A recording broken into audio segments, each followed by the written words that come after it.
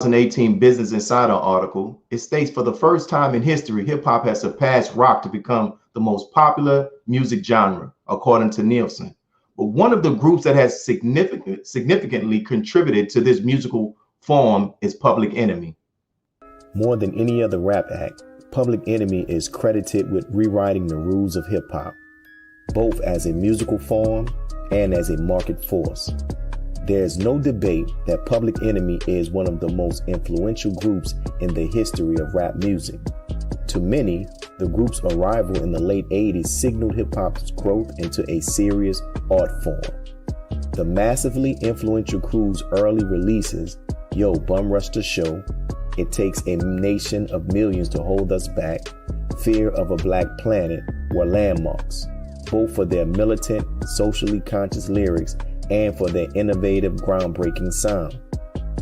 Public Enemy's first 4 albums during the late 1980s and early 1990s were all certified either gold or platinum and were, according to music critic Robert Hilburn in 1998, quote, the most acclaimed body of work ever by a hip-hop act, end of quote. Critic Stephen Thomas Erlewine called them, quote, the most influential and radical band of their time, end of quote. They were inducted into the Rock and Roll Hall of Fame in 2013. They were honored with the Grammy Lifetime Achievement Award at the 62nd Grammy Award. Public Enemy has also introduced some of hip hop's most memorable performers. One of them is the lead rapper Chuck D, who used his lyrical skill to address a wide range of social and political issues relevant to the Black community. Chuck D is still influencing artists even today. Peace and blessings, family. My name is Lil Rocka from the rap group Salam Nation, and most definitely Chuck D has been an inspiration to me. 3 great things that I love about my brother Chuck D was, number 1, his stage presence, the way he was able to move back and forth. The second thing was his ability to combine his style with the likes of Flavor Flav. And the third one was when he said Farrakhan. Farrakhan's a prophet, and I think you ought to listen to. You know, when he said that, was just bold. You know, he said things that was pretty much an unpopular opinion in hip hop, and he was bold for that, and I love him for that. So that's what I love about my brother Chuck D. Yo, what's happening? So look, when I think about Chuck D, I think about that powerful voice that cut through all frequencies and how he used his voice to spread an even more powerful message as far as what's been going on, what's currently going on, and what we need to do about it. As a young artist, I think about Chuck D every time I got to say something really important. So, I love Chuck D. So thank you for joining us today, Brother Chuck. We appreciate you for accepting this invitation, my brother. Thank you, Brother Willie. It is a pleasure. And to get props from young brothers and sisters that got black in their hair is amazing. Well, hey, we got more lined up. You're going to see more people expressing their gratitude and appreciation for what you have done and what you're continuing to do today. So let's jump right into the interview. As I prepared for this interview, I did some research, and it made me think about how today, with the distribution and public access to music is readily available with the internet. But from my research, you and Public Enemy were the first to release a full album online, and you were one of the early proponents who challenged record labels and those in the industry who opposed doing such. So my first question is, how do you think your stance has helped to create the current digital landscape that we are seeing musically today? Good question, Brother Willie. Well, it was not to be prophetic in anything. We're in what you call the music industry, the record industry, more importantly, as far as people are connected to us. And it was up to us to try to grow beyond that. So at that particular time, the record industry had started to close its walls. And although they weren't, quote unquote, saying that they were censoring artists, in fact, they were, where they were kind of like kowtowing, the narrative of hip hop and rap music into something that just behooved them as far as sales, numbers, the quantity over the quality. And so they had skewed, the hip hop narrative of being diverse and many voices, and especially the collective of groups into this thing that, they reduced it to this things like, listen, if it's got to be one voice that does and says this to get us our numbers, to get us our spreadsheet, then this is what we're going to do. The problem is when everything gets favored to just be that one trick pony, as they said. And we saw that we weren't going to have a life in that particular structure. So we tried to understand that there had to be ways that we could get directly to the fan, the fanatic, without the infrastructure of the business that had become one-sided. Mm-hmm. So in 1995 and 1996, I started to discover, with the help of a surrounding group of friends and technologists and scientists, that the internet was coming. And at that particular time, not a lot of people were on their computers per se to get music.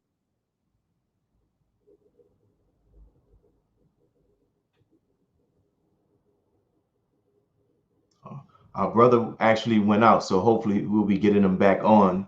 We'll be getting him back on soon to continue the actual interview. So excuses why we're having these technical difficulties.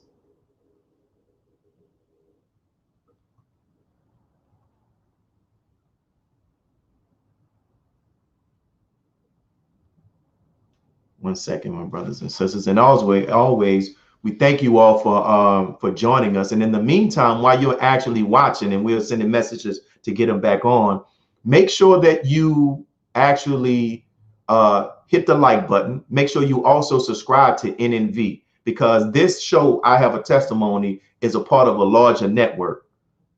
And the network is National Network View, where their shows are daily digital news shows Monday through Fridays at 5 p.m. Central Time.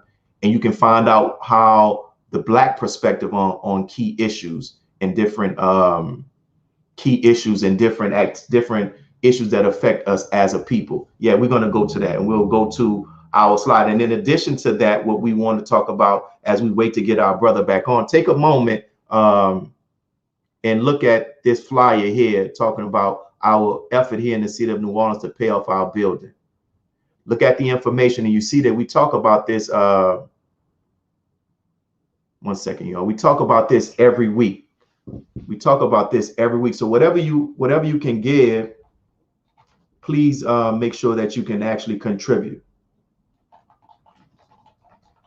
One second. Here we go. You can actually contribute. In addition to that, what we also have in regards to is our Mosque prayer group, where we're praying for those who are actually impacted by this COVID, by the actual disease itself, or actually been impacted by, a loss of job or whatever it may be. I mean, our community, we need prayer, our community, we need prayer. And as a result of that, we definitely have to we can have people that can actually pray on us. So we're waiting for our brother to get back on, and we'll continue this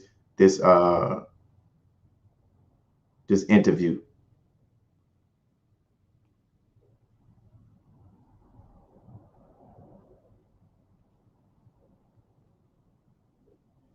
When he comes back on. So hopefully thus far, we appreciate that you all enjoying what you actually seen. And our brother was very touched to see that there are many young people that are actually still impacted by him. His actual Chrome service has actually went down. Hopefully ours doesn't go down. So he's waiting to get back on. And what we can do for our producers, before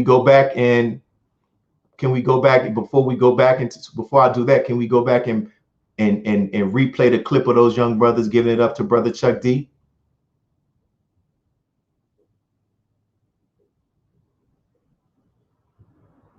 And be a part of the force that powers truth in journalism. Your support helps us to highlight solutions for a brighter tomorrow. Go to nnvnews.com/donate. Asiatic Minds, online education, helping our children to discover their God-given skills, gifts, talents, and passion that will allow them to see their greatness, as well as the greatness of our people, and upon discovering that greatness, infusing them with the desire to use it for the betterment of themselves, their families, our people, and the world. Call now, 502-219-4848. This is Sister Sajda Muhammad. We are proud to announce that the Sajda House commemorative Elijah coins are finally here. This priceless heirloom, made from recycled copper from the messenger's home, is now available at sajdahouse.com. The hashtag Bank Black social media campaign made strides not only in revolutionizing how we bank, but also how we think. The movement inspired thousands of African Americans across the country to transfer or deposit millions of dollars into Black-owned banks. These are banks that will invest in urban communities, employ African Americans, support Black businesses, and inspire Black home ownership. This is a very proud moment for our culture as we are taking small but significant steps towards building Black power through Black wealth. Thank you for tuning in to NNV News. Please share your thoughts with us in the comments section below. Follow us on social media at NNV News, and please subscribe to our YouTube channel, National Network View. This is Clifton Muhammad with NNVnews.com.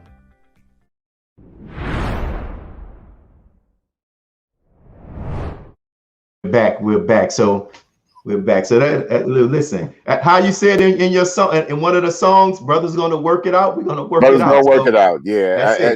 And you know, to be on top of all the technology in the 90s and know that it was already going to be a fallen tree, we knew the inevitability of what was going to happen as far as delivery of content over the phone lines. Really, not over the phone line, over the computer lines. And then later on, in the middle of the 2006, 2007. Matter of fact, it was in New Orleans where I had a person who's a representative of Apple who told me the future of everything coming through the phones. And she showed me, I was in a New Orleans restaurant, your hometown, Brother Willie, and she was telling me that people are going to go to their phones, and she started touching the screen. And I've said, it ain't food friendly, man. If I'm eating my food with my hands and my fingers, I ain't touching no phones. He said, trust me, it'll happen. So it tells you that no matter what we think or what we feel, technologists already have mapped out a future that's going to lead us into, whether we like it or not, lead us into using these particular devices. So I've gotten into the science of telling people how to wean off of the device, how to keep their humanity, trying to hold on to the humanity of self as opposed to machinery and gadgets. So we were doing all that 25, 30 years ago. And that's why we kind of released the album in 1999 to introduce how things are going to be online, in the internet, in this other world that they created called cyberspace.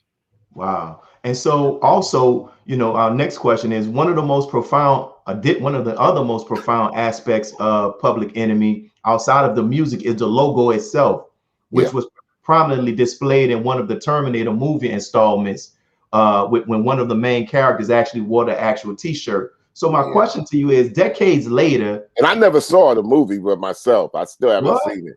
Well, we got a picture that's going to come up. Decades later, how relevant is that logo to what is taking place with Blacks in America today? I designed the logo in the middle of the 1980s. Public Enemy signified the logo that was the black man in the target. At that time, people were wearing, you know, the fedoras, like the Run DMC hats. So I had actually designed a person, a brother, who was in the target of a suppressive system. It wasn't just police, it was government. Remember at the time when Public Enemy started, you had, you know, Nelson Mandela was still in prison, and police brutality was everything during R&B, and that was Reagan and Bush. And all of a sudden we seen this plethora of guns and drugs in our communities where you couldn't find that amount of drugs and guns in the communities just 10 years prior. I remember like yesterday where I grew up in Roosevelt, Long Island. guns and drugs were a distant, scattered thing. But by 1977, 1978, there seemed to be a plethora of it coming up out of nowhere. And then by the 80s, what you start to see is that the OGs would get locked up, and you had young people running the streets, and the denominator that separated the statuses was the money that was made, the quick money that was made. And I seen that happen in a 10-year period, going from 15 to 25. So obviously, when I started recording at 26, I had a lot of things to say. So that target signified exactly what I had been seeing and what we had been seeing, because we were collective. Public Enemy was a collective. Myself, Flavor Flav, Hank Shockley, Keith Shockley, Eric Sadler, Professor Griff, James Baum, Terminator X, the DJ. We were collective that actually took our whole thing that we did in Long Island as mobile DJs and radio jocks and youth groups and martial arts schools, and we just put it all in one group called Public Enemy.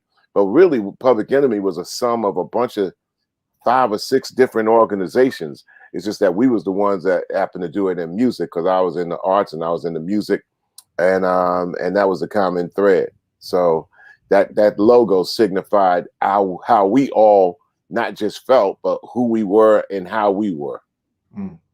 And you mentioned about your skill in regards to arts when you were in college as a graphic designer, right? Mm-hmm.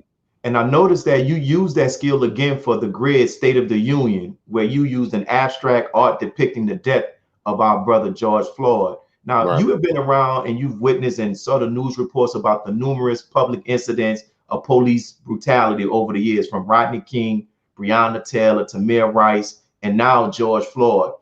From your perspective, do you think our people's tolerance level for this kind of treatment has lessened or has it increased?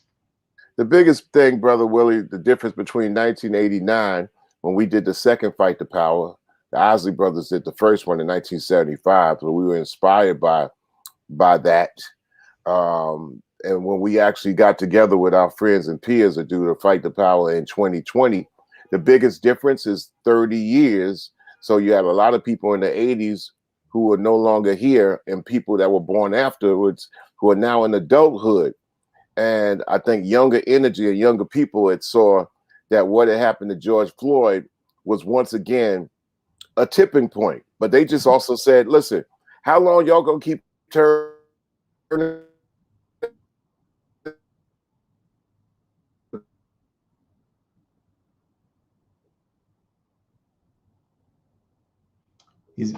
You see, we're having another technical difficulties, but you heard our brother. There he is. Yeah, I'm still here.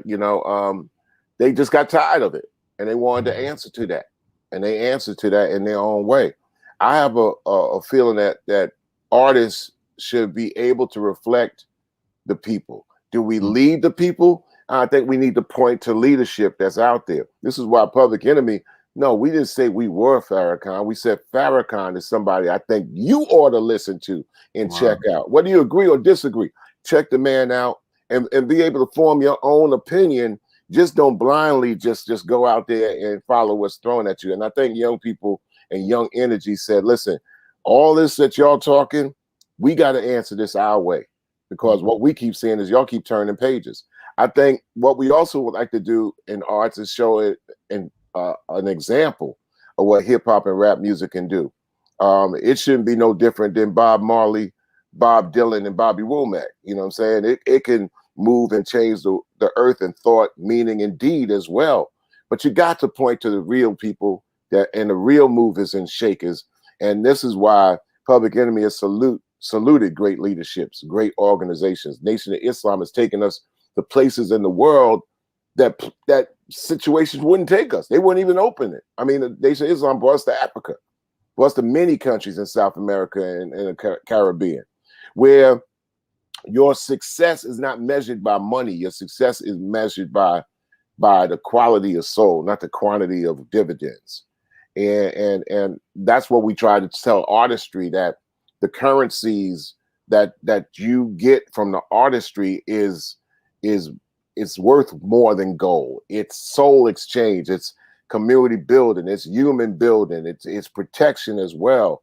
And we took to that whole inherently and wholeheartedly, so to speak, of what you could do with the arts. I thought the best song that dealt with the situation of what had happened in police brutality and whatnot was a brother named Papoose.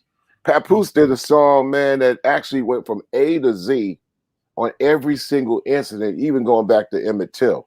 And I just played it on my radio show just this weekend from what I played last June. So, I mean, we want to show examples, and we believe that arts could show examples and enlighten people to be able to make change. Because you gotta turn the switch on to people in order for them to do things. So what's going to turn that switch on? We know what turns the switch off.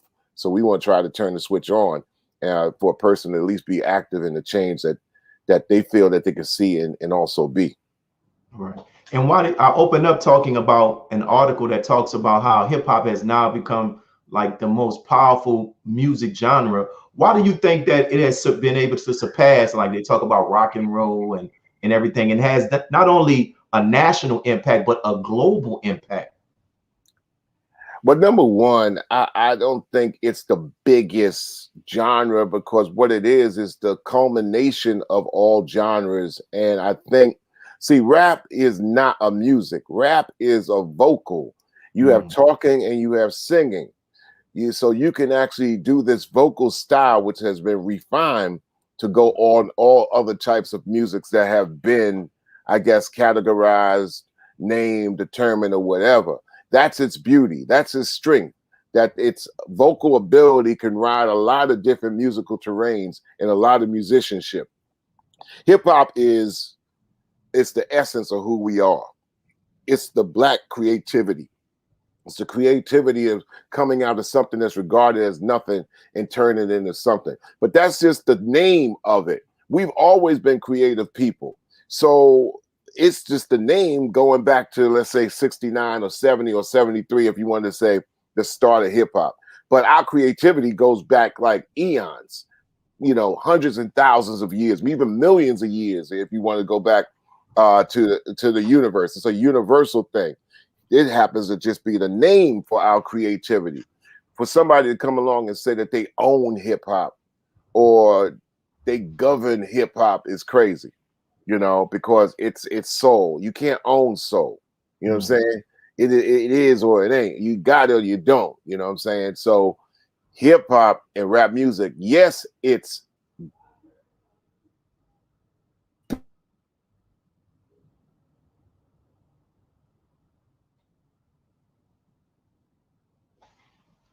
We have partners for the technical difficulties again. We're waiting for our brother to get back in, but we pray that you all. There we go. You paused for a moment. You were saying hip hop is. That was the last part that I heard. Well, that's what I'm saying. Hip hop is.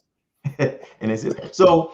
And also, before we're leading up to, in a couple more minutes, we have our first break. I want to talk to you about, because our brother helped us to make the connect with your brother, Captain Dennis. When did you first meet him? The old Cap, 1987. Man. When Captain Dennis calls, I gotta come to the call, man. So Captain Dennis has been a brother that, you have the people in the Nation of Islam for many years and very, serious about it. Mm-hmm. But it had to be a liaison between artists, athletes, who the minister had said has been the gold and diamonds of our value system in this hemisphere or in this country. So if they're going to project athletes and entertainers to be this upper echelon, it's important for those people to shine back to real leadership. But that category of people created by an industry, it has to be a liaison between organizations and that body of artists, entertainers, athletes, or whatever. And you have to have that language skill or that charisma or that personality. So Captain Dennis is that bridge, to also to work with, youth organization, young people who might think a gang is attractive or a replacement. He has that language and he has that effervescence to be able to connect the bridges. And the Nation of Islam, since the 1980s, they found key people who would connect the bridges between an academic body, athletes and entertainers, and still organizations who are about doing the work. Organizations are about doing the work. They're not looking for no glamour, fame, lights, or whatever. The work has to be done. But the WORK is a culmination of a whole bunch of people and doing a lot of different things forward from many different places. Sometimes artists and entertainers, they have their antenna, you know what I'm saying? So how do you take that shine to actually, you know, be distributed like a light or from a prism or a spectrum, so to speak? And Captain Dennis has been one of those key figures to swing people in, said, listen, it ain't all, yeah, we're an organization. Yes, we have religion, we have all these things, but this, like any organizations that's about forward movement and community, is going to do anyway. But don't be afraid of us. This is who we are. We cool. Well, you cool too. We family. And that's what Captain Dennis has done for me. And quite a few. I mean, if, you know, like I used to collect baseball cards. Mm-hmm. Like, in a way, like I all look at like a lot of the movers and shakers in the Nation of Islam, like if they were on baseball cards, like Nation of Islam cards, like, you know, Dr. Ali and Brother Akbar, man. It's like, you know, I mean, yeah, man. Sister Ava Muhammad, you know, Brother Khalid back in the day. You know what I'm saying? They had, everybody had you got the chief, you know, Minister Farrakhan. They have personalities in their leadership, but it was just done in the duty, you know. With us as athletes and entertainers, it was about, okay, shine into the duty, you know. And that was always been a fun aspect for me, as well as taking it serious. A lot of times people don't take too serious, but I always have had some of my great laughs, you know, with Mustafa, you know, the minister's son, and Josh and Lewis, and, you know, great, you know, and about the duty, you know what I'm saying? And this is where that liaison in the middle is so important on the introduction. It's irreplaceable in my life, man. It's irreplaceable. Yes, sir. Well, thank you for that, brother. We're coming up on our next break, and we're going to pause for these brief public announcements. Be a part of the force that powers truth in journalism. Go to nnvnews.com/donate.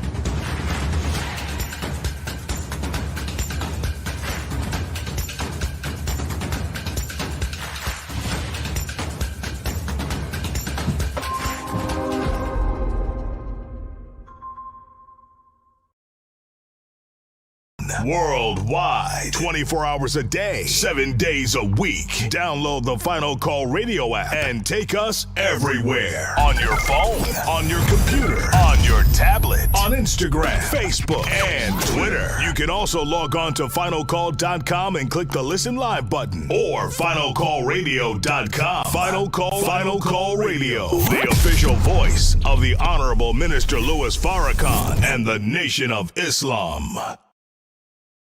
Please share your thoughts with us in the comment section below.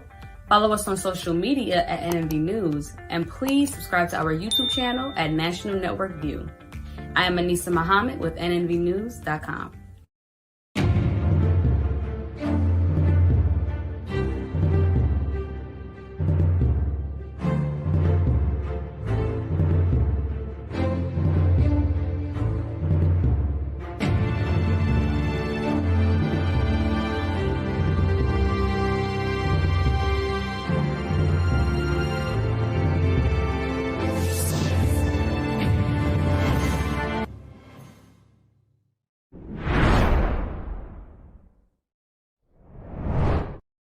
D to be one of the greatest voices in hip hop, and one of those who still influence is still relevant today.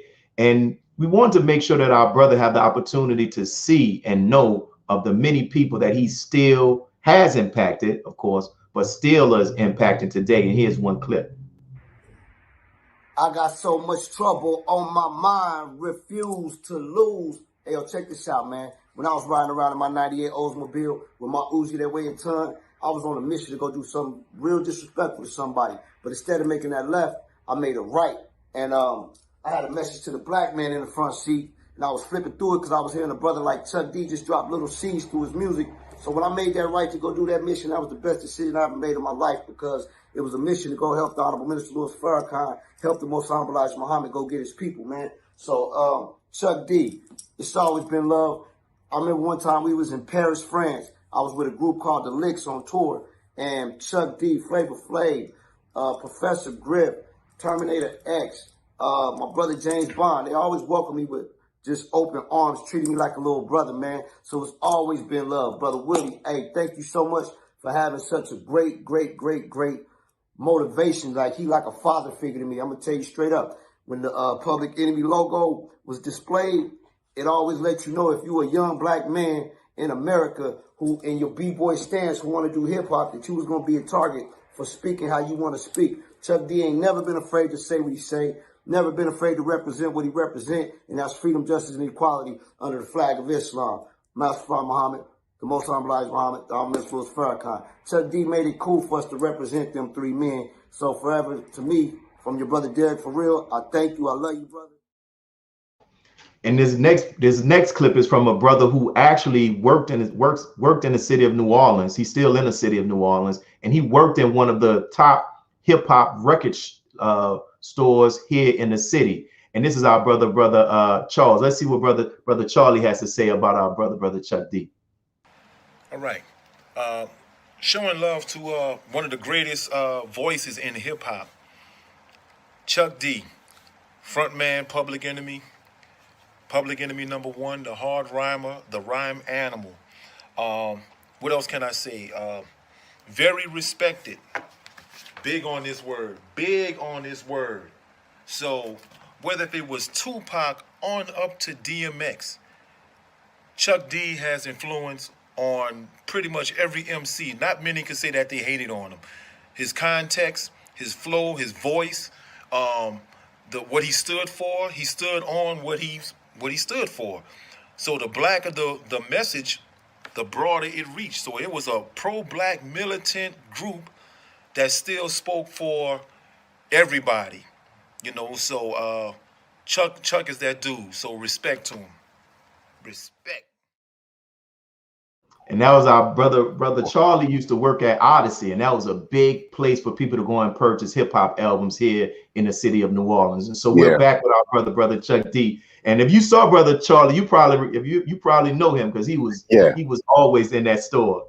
We were always you know, and always a group that you know, I mean, Luther Campbell told me this years ago. He said, man, stars spelled backwards is rats. so I tried best not to, you know, be on a star tip, and I'm not one to you know, take praise easily, because it to me it's we instead of I. And I've always been able to try to do my best to distribute the praise to everybody else, and not me. It's the duty, man. I'm an artist, and I love doing the arts. And and a lot of times I do arts for my self-satisfaction. But when you distribute it amongst people, it's about, especially coming in front of people face to face, it's about, you know, fulfilling that obligation. And then you do your art the way you want to do your art, but when it comes down to deal with people, you try to be accountable a little bit, you know. Yes, sir.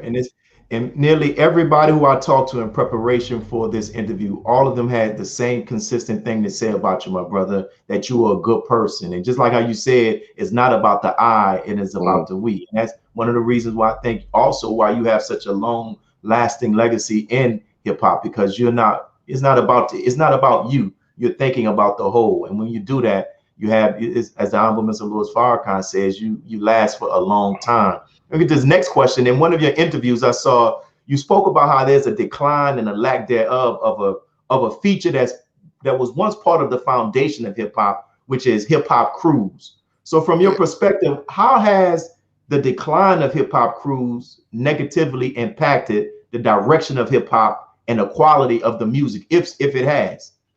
Well, what it does, it removes the accountability and the collectivity and the diversity that's needed, where you can't, corner one person to make them say or do whatever you would want them to do if you outside of that. And also what it does, it actually reflects the community. Many voices, many people adding up to the assembly line of the narrative.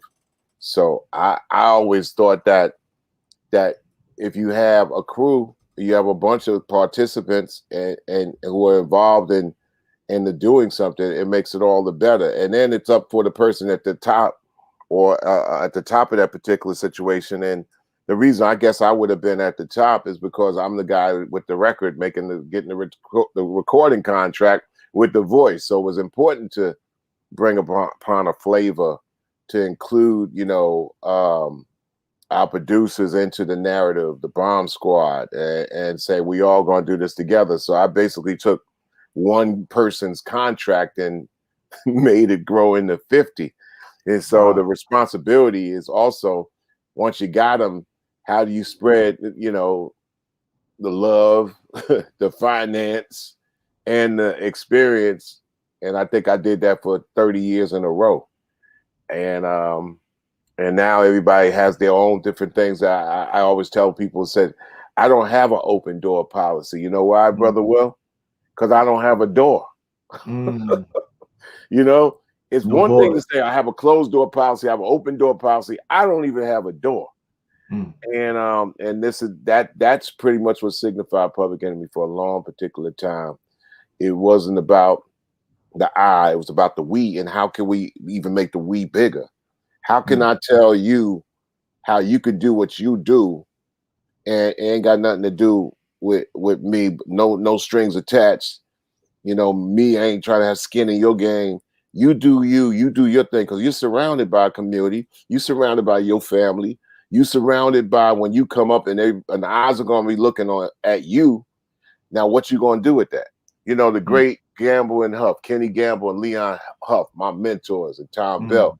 They had a song back in the day, it says, that they're done by the OJs and later on covered by Third World, said, now that you found love, what are you going to do with it? Wow. Words could change the world. It could start wars and it could prevent them. Yeah, that's true, man. And the Honorable Minister Louis Farrakhan recently shared with us, he said that words matter. And I wanted to ask you this, and as I thought about it, I was like, I think I might know what the answer to this question is, but we'll see, right? If you had the opportunity to assemble a modern version of Public Enemy from artists today, those in the mainstream or those who are not in the mainstream, what artists would you select and why? I would think that it would be across different generations, maybe different ages, all in one group. I think today the collectives is when a lot of artists collab with each other. So in ways you could look at that as being a group, because today artists freely collab with each other, where before contracts would restrict that. And I think that's what makes a group today. I think maybe the guidance and the wisdom and the overstanding is that, okay, now that you got all this, it's like, give a little bit for the people as much as you do your little whoop on the side. You know what I'm saying? And I think in the record contracts before, they were weighed and judged by what they were bringing financially to the table. So therefore, a lot of artists were afraid, well, if I do this positive record over here and it don't move, and I do this record about the whoop and whatever, and this does move and pays me, keeps my contract, I'm all good. And so they would be like, but at least they would, when they was making albums, they make that one song for the hood. Too Short made one of the greatest records ever for the community that I wish I made. He made The Ghetto. Took the Donny Hathaway record, and I looked at Short Dog. I said, "Bro, you did." man, he said, man, I was inspired by you. I said, so we're a community just in itself. So I think that today the collectives of and it is another thing I have to say, Willie Bill, Brother Willie. It's that worldwide hip hop takes the gold and the silver. The future of hip hop is Africa. More more spitters in Africa than the United States. It's if they wake up doing it, you know, and they got different languages, and they do it with different things like clicking and stuff like that. Europe, Asia, everywhere else on the planet. These collectives, I would like to see the collective become more international because the diaspora is screaming. And the diaspora has answers. And I learned this from Brother Akbar, who taught me about the diaspora, Brother Akbar Muhammad. The diaspora can save Black folk in America, because if you disconnect yourself from the diaspora, you will be outnumbered and deemed a slave in chains in the United States of America if you think it's the only place. The diaspora maximizes our team. It thickens our numbers, man. It expands our soul and our quality. When you just say you're American, United States of American, you know, termed right or whatever, you reduce yourselves. You got to stretch to the diaspora, and the diaspora is spitting different languages, different ways of life, science, all those other areas that we feel that's beyond us. The whole world excels in it, and Black folk around the whole world excel in a lot of different areas that might be looked upon as being stupendous, super or whatever, or boring. And I'm just like saying, the things that save your life are never ever boring, man. The things that enhance your life are never ever boring. The things that are thrown to you so that you could go out and buy seem exciting. They might not be those things that actually make you look at your life and say, this is great. So the diaspora has answers, bro. And here's another thing I have to say before any technology cuts us off or whatever. Let us not look at scholarship as lesser than. The difference between scholars and regular folk is that sometimes if we end up reading, we read what we like. Scholars read what they don't want to read, and they read what they like, and then come up with a concise point of view. You know, people that get in religious study, they read Bibles, Qurans, Torahs, and all that.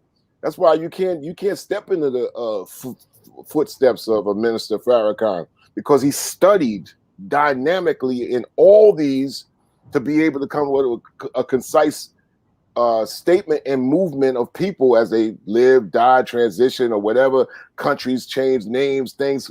You come up with a concise, because you take everything and you weigh. You got to read and comprehend. Same thing in the arts. Same thing in athletics.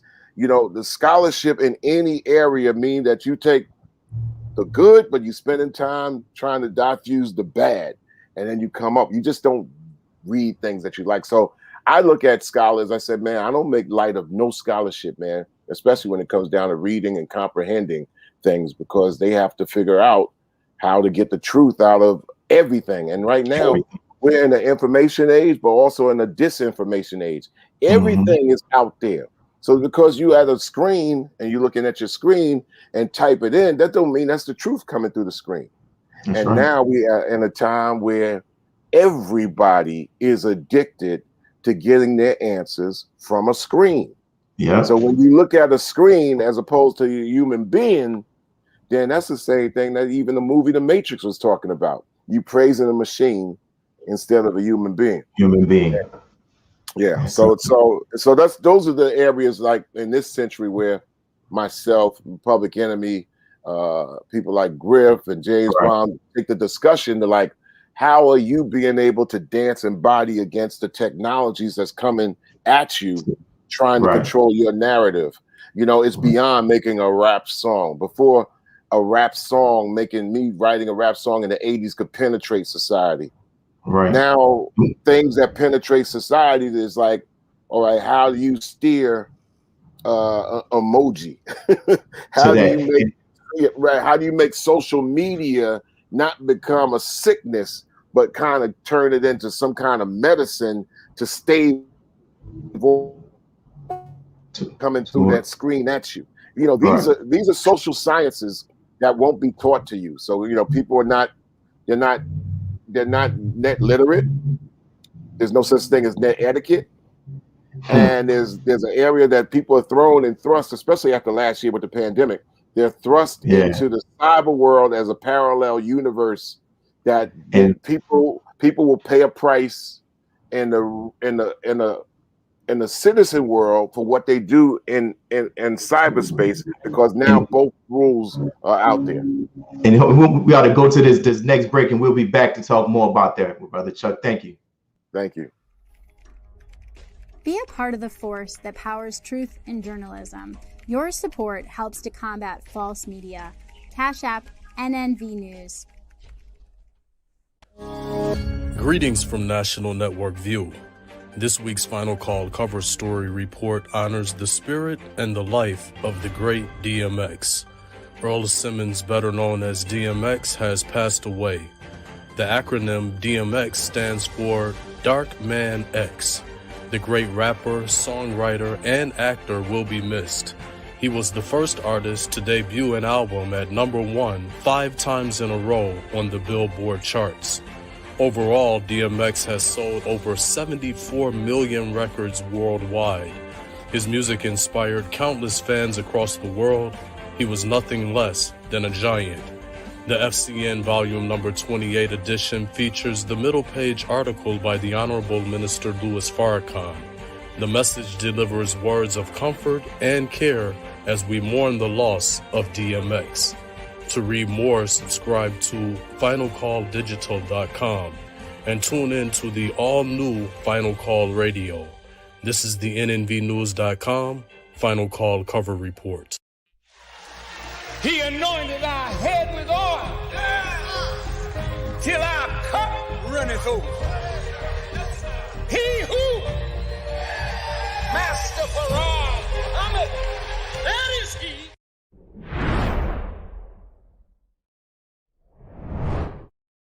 Of the NOI, the music of Public Enemy was the soundtrack of our journey and growth to Islam as taught by the Most Honorable Elijah Muhammad. Peace. This is DJ Rockwell, the nation's #1 DJ.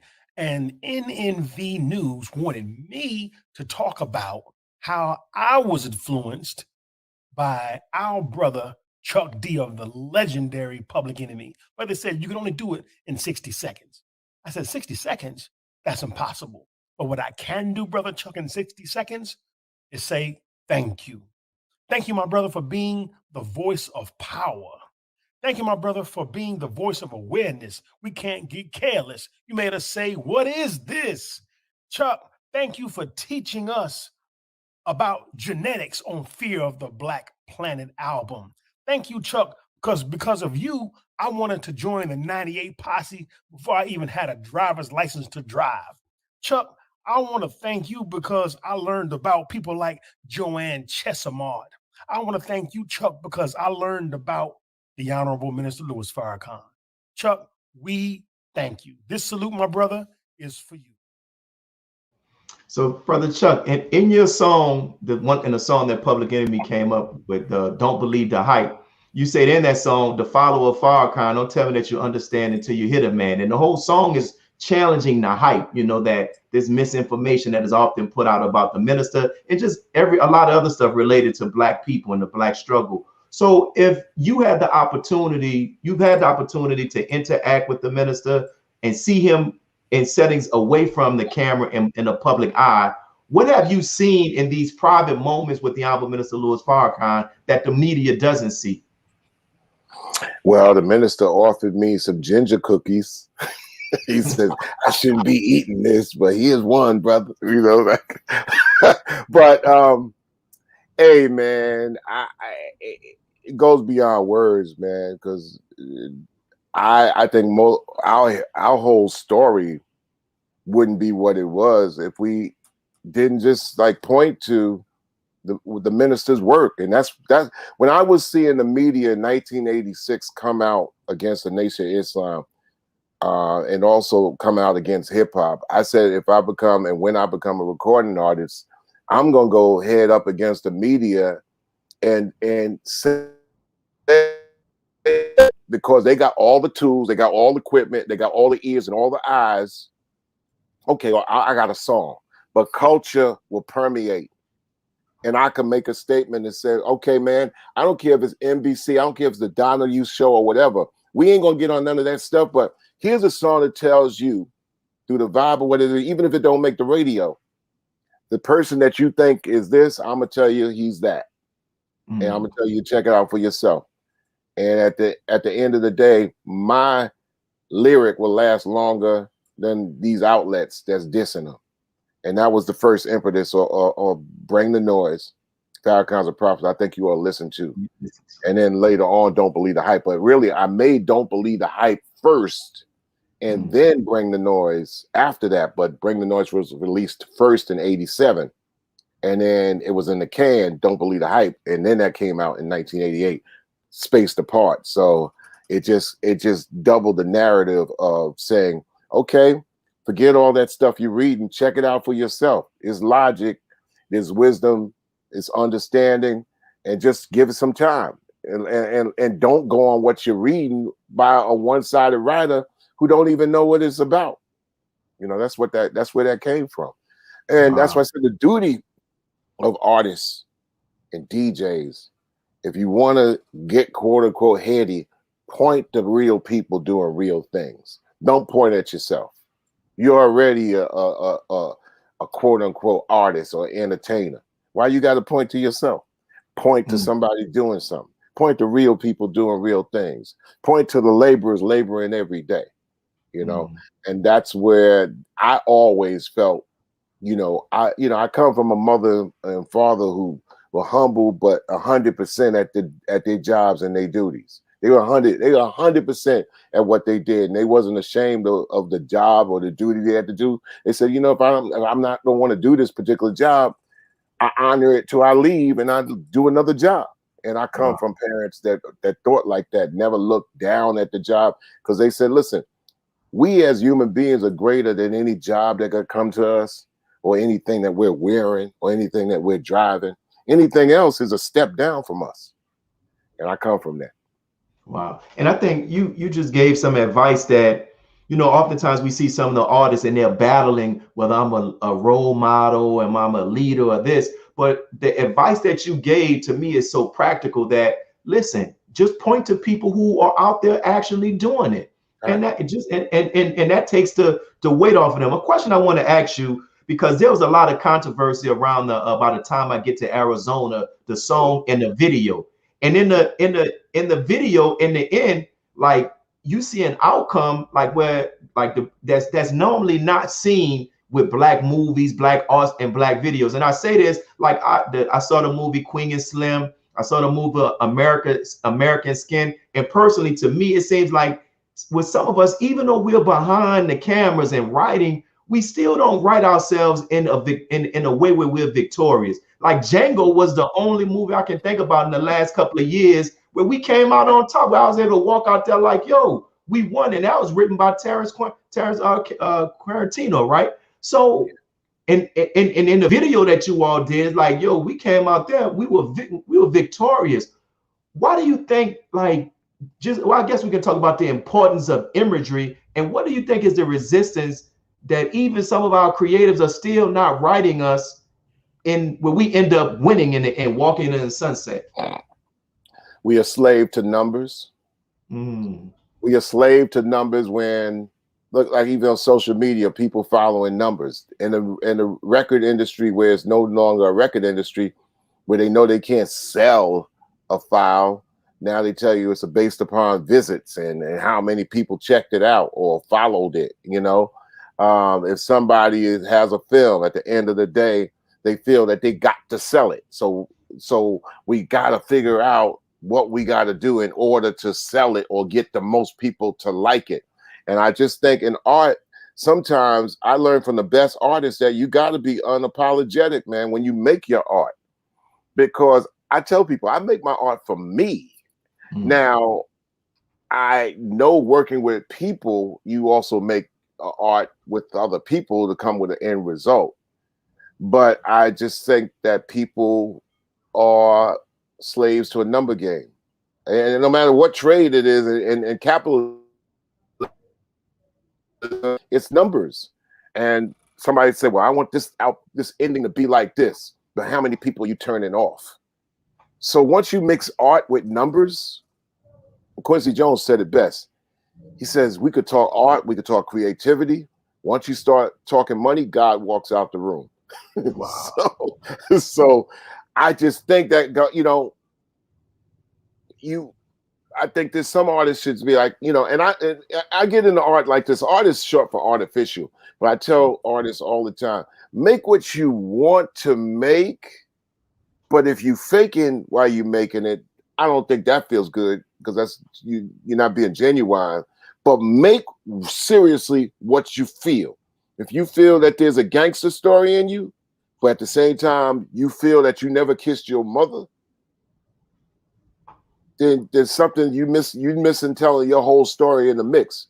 Because every gangster kisses his mom, and we know that really when we get down to the core of it, there ain't no such thing as no black gangsters. Not when there's a government.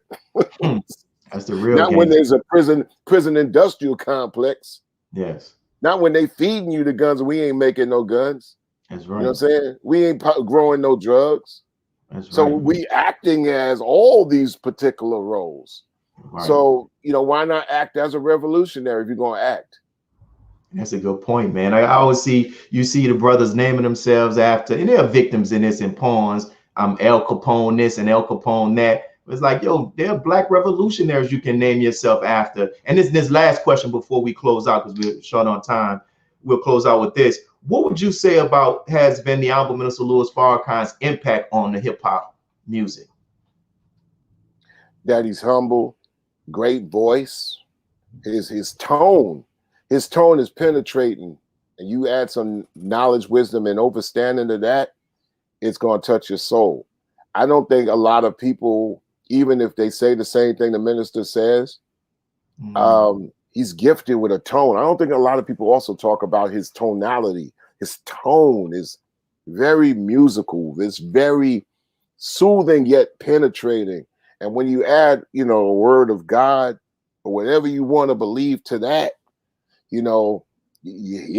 very few people have that, Brother Willie. If they might have the words, they might have the diction, but they even might have the flow. But the minister has all those things, and he got the flow, the diction, the word, the truth in the word, and he got the tone, just the right voice. In hip hop and rap, people will talk about Jay-Z, it's flow, but he has a tone, the tone.